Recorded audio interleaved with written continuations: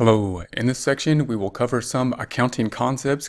that will be very important as we go through the process of entering data and processing that data into financial statements and then interpreting those financial statements. We'll talk about the accrual principle and we'll talk about how to record transactions using debits and credits using journal entries. When we enter the information into QuickBooks Online, it'll be driven mainly by forms. So we'll enter the forms and then QuickBooks will, in essence, do the journal entry, post the journal entry to the general ledger, and then create the trial balance and the financial statements all automated, all automatically.